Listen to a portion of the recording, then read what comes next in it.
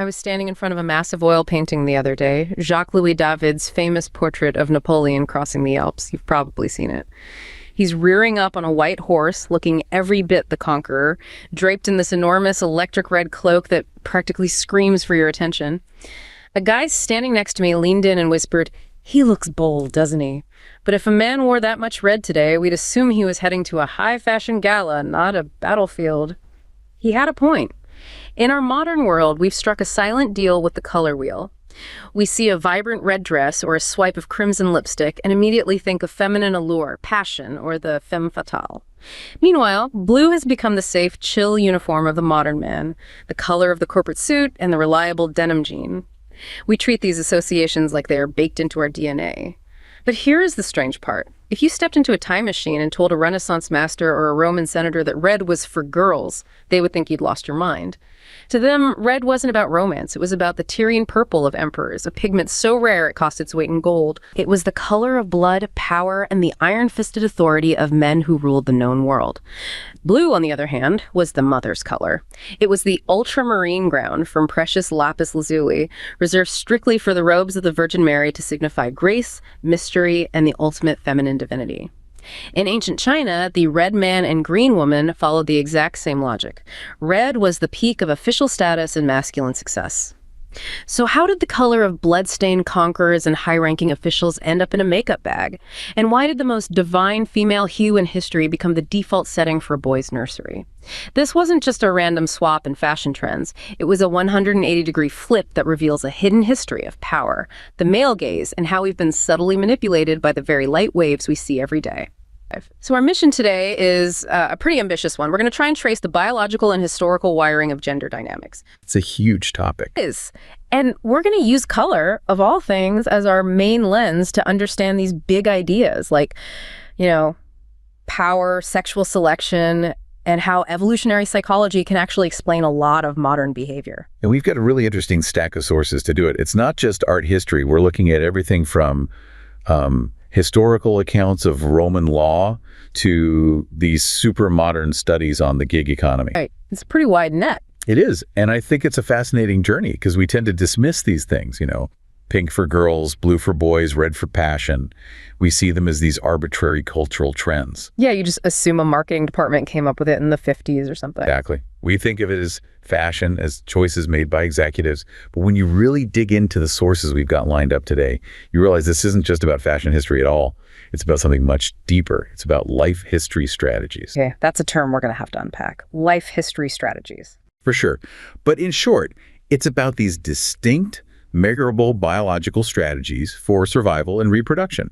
And we're going to see how they've shaped, pretty much everything in human culture, from the dyes used by Roman emperors all the way to, believe it or not, the modern gender pay gap. So this is way bigger than just talking about why ties are red or why dresses are blue. Much bigger. We're talking about the fundamental architecture of why we do the things we do. That's exactly. We're looking at how biology and culture have sort of co-evolved. And what we're going to find is that culture often acts like a magnifying glass for these biological impulses that have been with us for, hundreds of thousands of years. Okay, let's get into it. To understand where we are now, I feel like we have to go back to a time when color wasn't something you just picked off a rack at a department store. We take color for granted. Completely. Synthetic dyes are cheap. You can wear any color under the sun.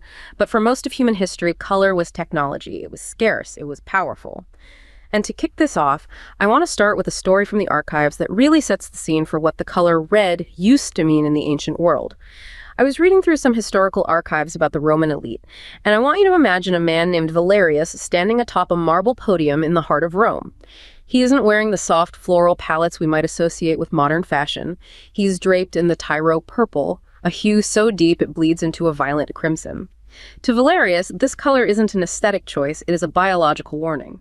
The dye, extracted from thousands of crushed sea snails, smells of salt and status. In this era, red and its variants are the visual language of the predator, the commander, and the god. When Valerius walks through the forum, the sea of duller tones parts for him. His red cloak signals not just wealth, but a high testosterone dominance that commands immediate submission from rivals and intense interest from the lineage-conscious elite. Looking at this through my lens as a commentator, it's wild to think how much we've decoupled color from raw authority. In Valerius's world, red was the alpha frequency.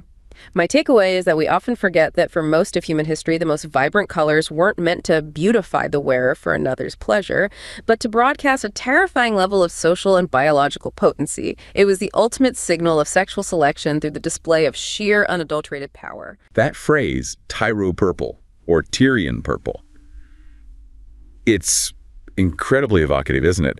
But we need to stop and clarify something right away. What's that? Because if you send a listener to a modern art supply store and they ask for purple, they're going to come back with something totally different. They'll get a violet hue, like a grape or a lavender field. Right, and I'm pretty sure Valerius wasn't walking around the Roman Forum looking like a giant grape. That wouldn't exactly scream power. No, it wouldn't command submission at all. The Tyrian purple of the ancients, the purpura, it wasn't that cool bluish purple we think of today. The sources we looked at, and this includes some surprisingly detailed Reddit threads on historical dyes and some papers from CanMWS, they all describe it as the color of congealed blood. Congealed blood. Wow. That is a very specific and kind of gruesome aesthetic for the most powerful men on earth. It is, but it fits the whole martial ethos of Rome perfectly, doesn't it? It was a violent, visceral color. It was a deep, dark, reddish purple.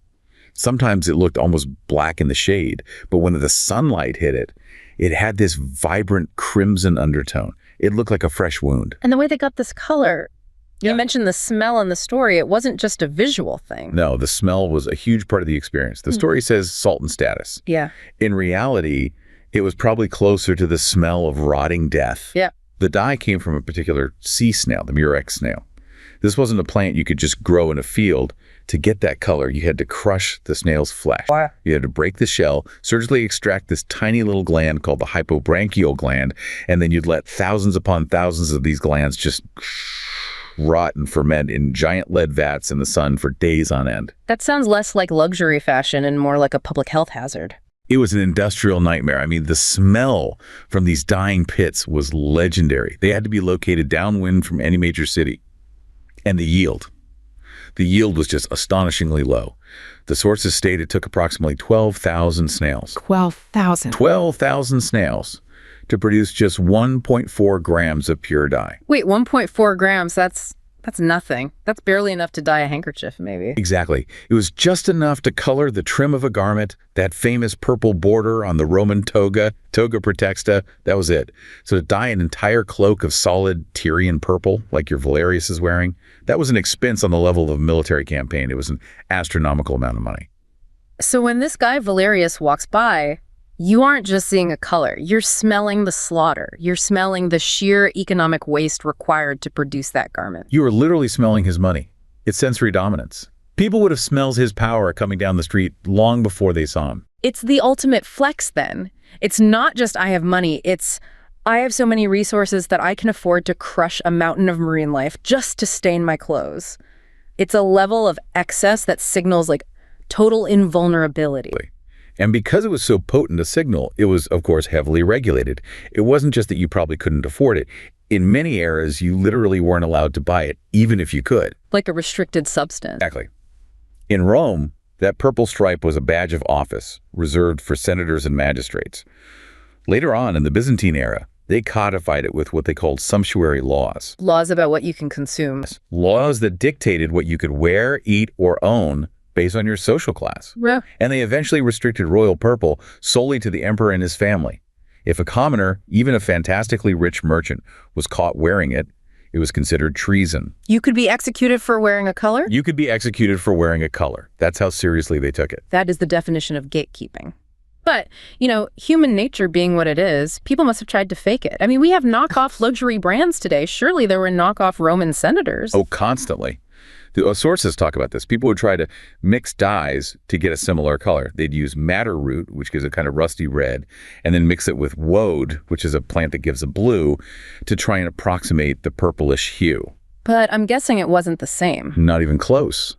Because the real snail dye had something the plant dyes didn't. It had a unique sheen, an almost metallic iridescence. And here's the crazy part. It was color fast. It didn't fade in the sun. In fact, it actually got brighter and more intense with exposure to UV light. No way. Yes. So the fake stuff would fade and look dull, while the real thing just got more powerful looking. In evolutionary terms, we call this a costly signal. Okay, let's break that down. What exactly is a costly signal in this context? It sounds important. It's a core concept. Think of a peacock's tail. A peacock's tail is this enormous, heavy, brightly colored thing. It makes it hard for him to fly, it uses up a ton of energy to grow, and it basically acts as a giant eat me sign for predators like tigers. So it's a huge disadvantage, a handicap. It's incredibly costly to the bird's survival. So the question is, why on earth does he grow it? And the answer is, he grows it to prove to the peahen that he is so genetically fit, so strong, and so healthy that he could afford to handicap himself with this giant, ridiculous tail and still survive. He's showing off his surplus. So if the signal were cheap, if any weak, sickly peacock could grow a tail like that without any effort, it would be meaningless. Exactly. It would lose all its signaling power. If a signal is cheap, anyone can fake it. If I can go buy a luxury watch for $10 on a street corner, wearing that watch stops signifying actual wealth. It just signifies that I have $10. Right. But if the signal is incredibly expensive, like say killing 12,000 snails for a tiny bit of dye, unequivocally, that the person displaying that signal actually has the massive resources to back it up. Valerius, with his blood-red cloak, is a human peacock. He's broadcasting his genetic fitness through his wardrobe, so he's wearing this to prove he's the top dog. But is this just a cultural thing? Did the Romans just randomly decide red equals power? Because, in some cultures, white is the color of death, and others it's black. Is the red power connection just an arbitrary choice, or is there something, deeper, something biological going on? That is the million-dollar question, isn't it? And if we look at modern biology, it really suggests that Valerius was tapping into something ancient, something that predates Rome, predates civilization even. There was a fascinating study published in Biology Letters that really gets into this. They looked at red clothing and how it affects perceptions of dominance in competitive scenarios. I love these studies. How did they set it up? How do you isolate just the color? It was a pretty clever design. They took photographs of men and then used software to digitally manipulate their clothing. So you have the exact same man, same facial expression, same posture. The only variable that changed was the color of a shirt. Red, blue, or gray. Okay, so it's a controlled experiment. It's very controlled. Then they showed these different versions of the images to observers, both men and women, and asked them to rate the men on a variety of traits. Things like aggression, dominance, and anger. And let me guess, the guys in the red shirts weren't just rated as having better fashion sense. It wasn't even close. They completely dominated the results.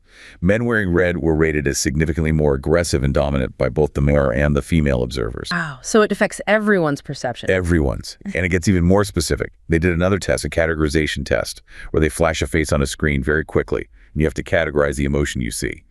And faces that were presented alongside the color red were much more often categorized as angry. So the color red actually primes our brain to see a threat, or at least to see intensity. It primes us to see intent, exactly. Just think about the animal kingdom. This isn't unique to humans. In mandrills, the alpha male has the brightest red and blue coloration on his face and his rump. In stickleback fish, the males develop these bright red bellies when they are ready to fight a rival or court a female. Red coloration is very often a direct biological correlate of testosterone levels. It's a status signal. So when Valerius drapes himself in that blood-red cloak, he's basically a human mandrill showing off his alpha status to everyone in the forum. He's hacking their brains. He is absolutely hijacking their biological circuitry. He is wearing a giant, smelly billboard that says, I have high testosterone, I am aggressive, and I am dominant. And it seems the humans, for all our sophistication, have retained this deep-seated, primitive biological cue. Red isn't just a color for us, it's a warning label. That makes perfect sense for the men in the room. If you want to win, you wear the war paint. But this brings us to the much bigger picture. Why do we even have this dynamic where men are the ones signaling dominance and aggression in the first place? Valerius isn't doing all this just for his health. He's doing it to survive and presumably to impress potential mates. Right. So why is the male strategy so focused on this kind of aggressive display? Exactly. And this is where we have to pivot from the specific example of color to the broader architecture of gender itself. Why do these fundamental distinctions exist? Why isn't Valerius wearing a soft pink and signaling how nurturing and caring he is? Yeah. We have this paper here by Mark Defent, written for 2025 on the evolutionary basis of gender dynamics. And I have to say, reading through this, it goes pretty hard against the grain of what you might call the standard social science model. As the standard model for decades has argued that gender roles are almost purely social constructs. The idea of the blank slate, that we're born without these predispositions in culture, just writes on us. We teach boys to be aggressive and we teach girls to be passive. Right. Defant's paper argues that while culture is obviously a massive factor, the hardware is biological.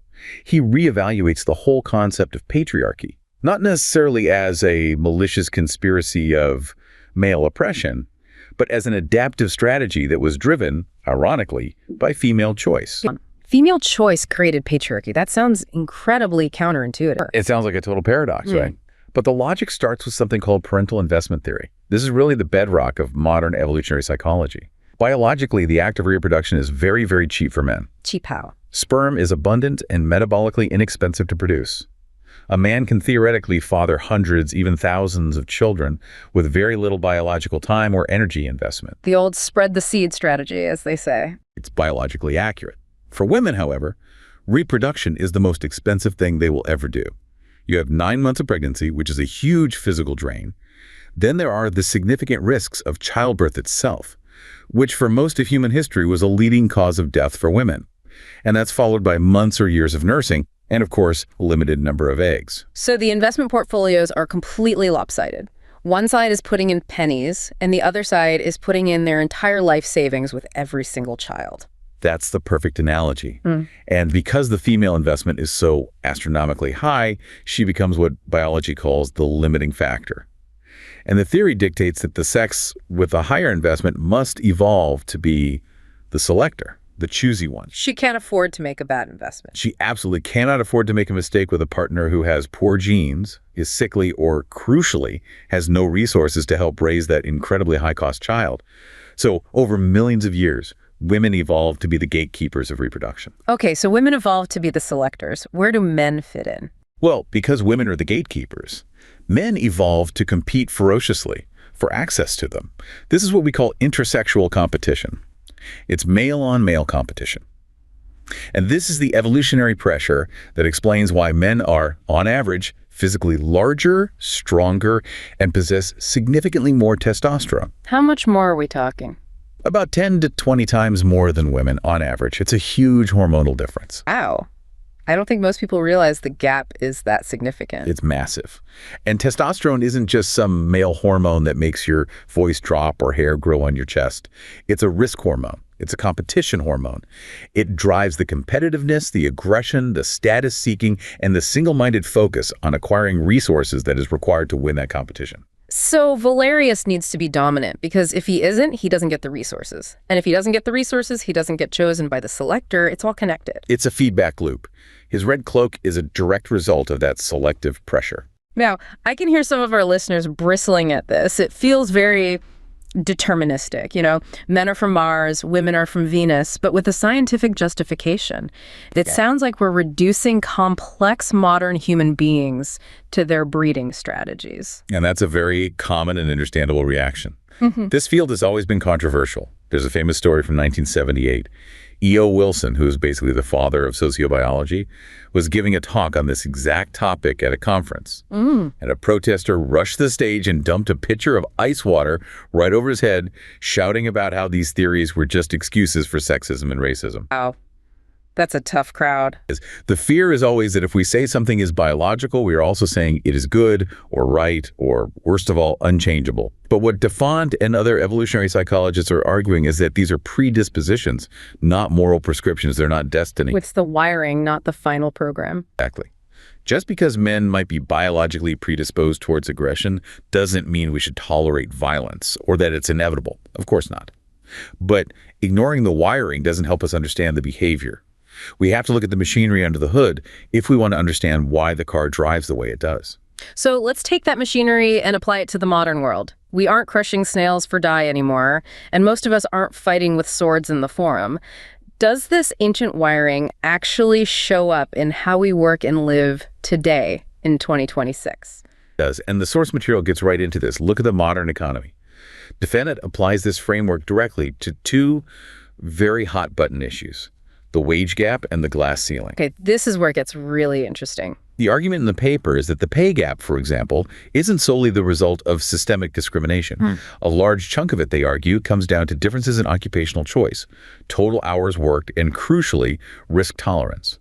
All things heavily influenced by that biological wiring we just discussed. And they have data to back this up. I remember seeing a study about Uber drivers in the source material. That one was fascinating. This is a perfect case study because it removes the sexist boss variable from the equation. Uber uses an algorithm. It's totally gender blind. It pays every single driver the exact same rate per mile and per minute. There is no manager who can give raises to his buddies. It's a level playing field. And yet, when researchers analyzed the data from 1 million drivers, they still found a 7% pay gap favoring the male drivers. Inside an algorithm, how is that even possible? It came down to choices and behavior. 3 key things. First, men drove, on average, 2.2% faster, which meant they could complete more trips per hour. Second, they accumulated more experience, so they got better at knowing where and when to drive. But the biggest factor was risk.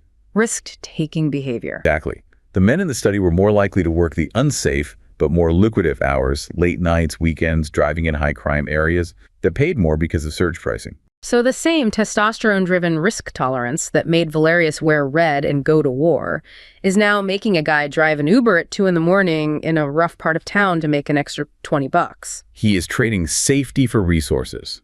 It's the same ancient strategy playing out in a modern context. Women, on average, chose to avoid those high-risk, high-reward shifts. That is genuinely mind-blowing. It really challenges the simple narrative that every disparity we see is the result of external bias. Sometimes it's about choices driven by very different internal alarm bells. Right. And there was another example in the sources about the kibbutz in Israel, which is maybe even more compelling. Tell us about that. The early Israeli kibbutzim were these communal settlements founded on very strong socialist and feminist principles. They were designed to be an experiment to prove that gender was purely a social construct. So they tried to erase gender roles entirely. They tried to scrub them out of existence. Children were raised communally in children's houses to remove the burden of childcare from mothers. All jobs, laundry, cooking, farming, leadership, were supposed to be shared equally between men and women. They tried to eliminate the culture part of the gender equation. And what happened? Did they succeed? Did they create a gender-neutral utopia? For a generation or two, it sort of worked. But over time, the society began to revert. But not because the men took over and forced it. It reverted by choice. Women started demanding to have their children back in their family homes. They gravitated back toward more flexible roles and caregiving positions. Men, in turn, gravitated back toward more physical labor and leadership roles. It wasn't forced. It was a voluntary drift back to those traditional strategies. A voluntary drift back to what seemed to be their innate preferences once the ideological pressure was lessened. That reminds me so much of this thing called the STEM paradox. I've read about this, that in countries that are the most progressive and gender equal, you actually see fewer women going into tech and engineering. The data source we have from Stowett and Geary shows this clearly. In the most gender equal countries in the world, we're talking about places like Sweden, Norway, Finland, fewer women choose to pursue STEM careers than in countries with far less gender equality, like Algeria or Turkey. That seems completely backwards. You'd think more freedom would mean more women becoming engineers. The theory behind it is that in a wealthy, safe country with a strong social safety net, you have the freedom to follow your innate interests. You don't need to become a high-paying engineer just to survive. You can afford to do what you love. You can. And the data suggests that, on average, women have a stronger preference for people-oriented fields, medicine, law, psychology, teaching. And men, on average, have a stronger preference for thing-oriented fields, like engineering, mechanics, or computer science. So when you remove the economic necessity, when you don't have to be an engineer to feed your family, those innate preferences actually become more pronounced, not less. So, okay, let's bring this back to color. Valerius wears red because he's competing, he's a risk taker, he's trying to secure resources to be selected, but then something happens. A massive shift happens. Because if we look at fashion today, or even in the last few hundred years, red became her color. It became the color of the lipstick, the sexy dress, the Valentine's heart. This is what you call the great flip in the opening. And this is where the story takes a really fascinating twist. It does. And I want to read another story here because this shift is just as dramatic as the first one we discussed. This takes us to the Renaissance, where the color map of the world looked very, very different. I saw a fascinating documentary recently about the Renaissance workshops of Florence, and it made me think of a young apprentice named Luca. He is tasked with grinding lapis lazuli, a stone more expensive than gold, to create ultramarine for a painting of the Virgin Mary. In this world, blue is the color of the heavens, the sacred and the untouchable feminine. It's a color of devotion, not provocation. However, as the centuries turn toward the modern era, you can almost see the red being stripped from the soldier's uniform and draped onto the ballroom gown. Imagine a 19th century salon where a woman enters in a scarlet silk dress. The room shifts. The red, that once signaled a general's authority, has been repurposed into a tool for the male gaze. It is no longer about the person wearing the color holding the power. It is about the color being used to stimulate the observer. Red becomes the excitement factor, a signal designed to trigger a biological response in the men watching her. As I reflected on this transition, it's clear that the shift in color-gender associations mirrors a shift in who holds the gaze. When red moved from the man's armor to the woman's lips and skirts, it reflected a society where male authority became the default background and the female form became the focal point of visual consumption. It's a bit jarring to realize that the feminization of red was essentially a tactical move to serve a patriarchal aesthetic, turning a color of command into a color of invitation. The contrast there is so incredibly sharp. We go from Valerius in blood red to the Virgin Mary in this precious lapis lazuli blue. So why blue? Why was blue the designated female color back then? Was it just because it looked nice against the gold leaf? It was all about value and symbolism. In the Renaissance, ultramarine blue was, bar none, the most expensive pigment available on the planet. It was made by grinding up lapis lazuli stones that came from one specific set of mines in what is now Afghanistan. The only source in the world. The only source in the known world at the time. So it was rarer and more expensive than gold. And it was a very stable, pure color. So the church, in its wisdom, decided to assign the most precious pigment to the most precious figure in their theology, the Virgin Mary. Blue became the color of the divine feminine. It signified something calm, constant, heavenly, and incredibly valuable. Untouchable. So Mary gets the divine expensive blue and the Roman emperor gets the bloody expensive red. Power and grace.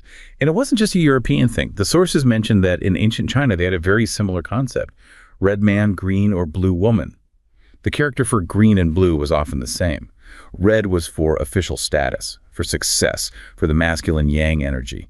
Blue-green was for female elegance, for the receptive yin energy. So the logic was consistent across empires. Red was active power. Blue was passive, divine value. Right. So how on earth did we get from that to the lady in red? How did the color of the emperor become the color of the femme fatale? It's a fascinating combination of biology, technology, and the rise of what art critics call the male gaze. Yeah. Let's look at the pure physics of it first. Red light has the longest wavelength in the visible spectrum. Okay, science time.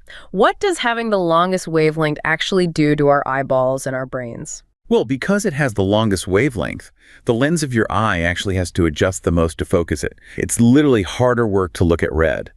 But beyond the simple mechanics, red light stimulates the retina and the brain more intensely than any other color. It actually affects your autonomic nervous system. It directly stimulates the pituitary gland. So looking at red physically does something to your body. Yes, it speeds up your blood circulation. Oh. It increases your adrenaline. It can even raise your blood pressure slightly. It makes you blink more often. It's a physiological stimulant. It literally gets your heart racing. It does. And think about what those physiological symptoms are. Flushed skin, racing heart, heightened awareness. It mimics the physical symptoms of sexual excitement or falling in love. Ah, I see where this is going. So in a society where men increasingly held all the economic and social power, the patriarchy that Defont's paper describes, women began to compete not against each other for resources directly, but for men's attention, as men were the gatekeepers to those resources. So the selector dynamic we talked about earlier, it shifted. Or at least the strategy for dealing with it shifted. The strategy completely shifted.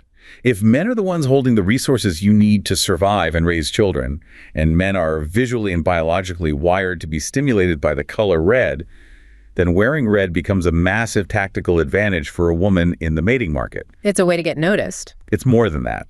The signal shifted from Valeria saying, "I am powerful," to the woman in the 19th century salon saying, "I am exciting to look at." That is such a crucial distinction. I am powerful versus I am exciting. One is an active broadcast of your own status. The other is an invitation for someone else's attention. Exactly. It's the difference between being the subject of power and becoming the object of desire. Red was repurposed as a signal specifically designed to trigger that biological adrenal response in the male observer. It's hacking the male brain for a different purpose. And I'm guessing the Industrial Revolution had something to do with this too. We finally stopped having to crush snails. A huge part. We mentioned the insane cost of the snails. But then, with colonization, Europeans got access to cochineal beetles from the Americas, which made a vibrant red dye that was much cheaper. And then in the 1850s, everything changed with the invention of synthetic dyes. The first one was Mauveine, a synthetic purple, and synthetic reds followed quickly. So suddenly, color was democratized. It was. You didn't need to be an emperor to wear a rich color anymore. A shop girl could afford a red ribbon. Color was no longer about raw status and rarity. It became about fashion cycles, marketing, and signaling attractiveness. The old sumptuary laws that kept people in their color-coded boxes disappeared. And with that, the biological signal of red, that excitement, that arousal, was unleashed and took center stage in the modern mating game. It did. And at the same time, something called the Great Masculine Renunciation happened. Men's fashion became very subdued. Right. Men faded into the background. They started wearing black, gray, navy blue. The modern suit was born. They adopted the neutral colors. Blue, which was once the color of divine femininity, became the color of the reliable worker, the police officer, the corporate man. It became the color of utility and sobriety. Men began to signal their status through the subtle quality of their tailoring or the expense of their watch, not the brightness of their fabric. Meanwhile, women claim the entire high-visibility spectrum to compete for male attention, which brings us right up to today, or at least to a very modern, almost rebellious reaction to this gray world that men created for themselves, because I found this thread online that really stopped me in my tracks. It's about men actively trying to take the color red back. It feels like we're watching a glitch in the matrix, where the old programming is trying to overwrite the new one. I came across a thread in a modern psychology forum the other day about a man named Leo who felt invisible in the grayscale world of modern corporate dating. He decided to experiment with what some call biological reclamation. Instead of wearing the safe navy blues or charcoal grays that have defined the subdued modern male, he began incorporating deep, saturated reds into his wardrobe, a crimson tie, a dark burgundy blazer. He described an almost immediate shift in how he was perceived in high-stakes social environments. It wasn't just that he stood out, he felt a psychological shift in himself, a surge in perceived dominance and mate value. In the hyper-competitive modern dating market, he was tapping into an ancient, dormant circuit, the association between red, vitality, and high-status male signaling. He wasn't trying to be pretty, he was trying to be potent. Now, reading Leo's story, I understand that this perspective can feel a bit intense, perhaps even leaning into a survival of the fittest mentality that feels a bit right-wing or aggressive to some. But if we strip away the politics and look at the evolutionary psychology, there's an interesting logic here. While we should be careful not to use biological signaling as an excuse for toxic dominance, it is fascinating to see modern men trying to reclaim a color that was once their primary badge of authority. From my perspective, it's less about conquering others and more about understanding the silent, colorful levers that still move our primitive brains in a digital world. Leo's basically channeling his inner Valerius. He's completely bypassing 200 years of fashion history and going straight back to the Roman Forum for his style tips. He really is, and this connects perfectly to that concept you mentioned at the very top of the show, life history theory. Can you break that down for us now? I can. It's a really powerful framework from biology that helps explain why organisms, and that includes humans, switch between different life strategies based on the environment they find themselves in. Broadly speaking, we have fast strategies and slow strategies. Fast and slow, like live fast, die young. That's the essence of the fast strategy, yes. If you grow up in a high-risk, unpredictable environment, maybe there's war, famine, disease, or just high social instability and violence, you tend to adopt a fast strategy. You mature earlier, you reproduce earlier, you take more risks, aggression is higher, and gender roles tend to become more traditional and rigid, the strong protector and the nurturing caregiver, because basic survival is on the line every day. Okay, so that's the fast lane. What's the slow strategy? That's what tends to emerge in stable, safe, and competitive environments, like most modern Western societies. In a slow world, you delay reproduction. You invest heavily in yourself, in education, in skills, in building a career. This creates what are called prestige hierarchies. So you win by being impressive, not just by being physically intimidating. Exactly. You rise to the top by being skilled and smart and competent, not just by being the biggest guy in the room with the sharpest spear. And in these slow societies, gender roles tend to become much more flexible and egalitarian. So where does Leo's red tie fit into all this? Well, red, as we've established, is a fast signal. It's a primal signal of vitality, aggression, testosterone, and dominance. It says, I am physically capable and potentially dangerous. Okay.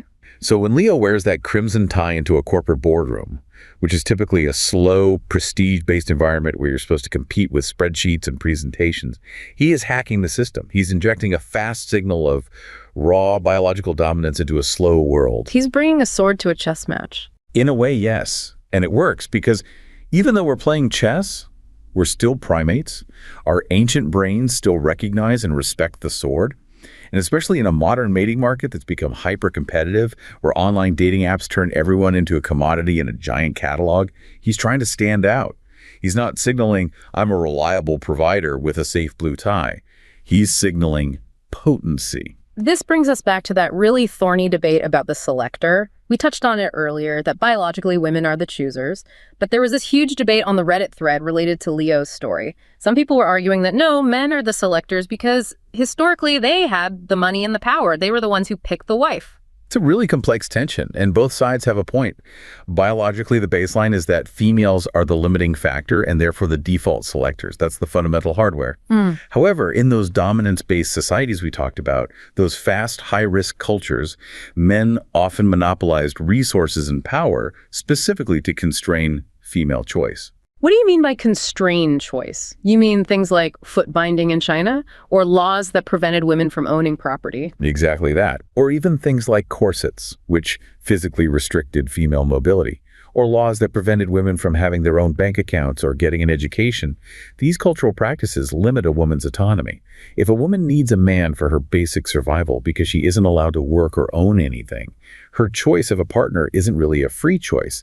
It's a survival decision. So in that context, men effectively selected by removing the woman's ability to freely say no. Right. They narrowed the field and controlled the resources.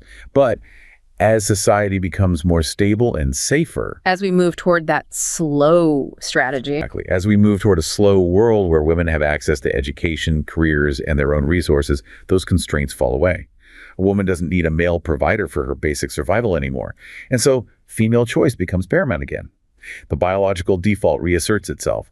The free market of mating returns. And for some men, that's a terrifying prospect. It creates immense competitive pressure. And that is precisely why a guy like Leo feels the need to wear the red tie. He can't just rely on being a man or having a decent job to secure a partner anymore because women have their own jobs. He has to actively compete for her attention against every other man on the dating app. He has to signal his value, his health, his potency. He has to be visually chosen from a lineup.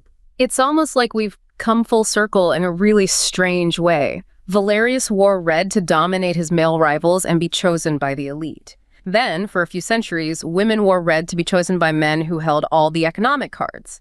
And now, men like Leo are wearing red again to be chosen by empowered women who hold their own cards. The fundamental dance of selection remains the same, even if the dancers swap their colored shoes every few hundred years.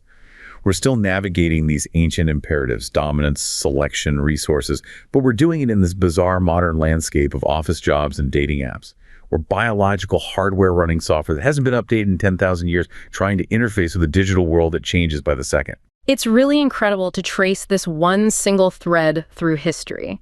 We went from the blood of the murex snail staining the cloak of a Roman senator, to the precious divine blue of the Renaissance Virgin Mary, to that pivotal moment where the whole script flipped and men faded into their sober grays and blues while women painted the town red. And finally landing right here, today, where biology seems to be reasserting itself, where men are reaching back into the historical closet for that splash of crimson to signal that they are still in the game. It really makes you look at a wardrobe completely differently. It's not just fabric and thread, it's a strategy guide. It does. We love to think of ourselves as purely rational beings, living in a world of our own making, a social construct. We think we pick a tie because it matches our eyes, or because it happened to be on sale. But the data, all the way from the price of Tyrian snails to the pay gap of Uber drivers, suggests we're still, at our core, biological creatures.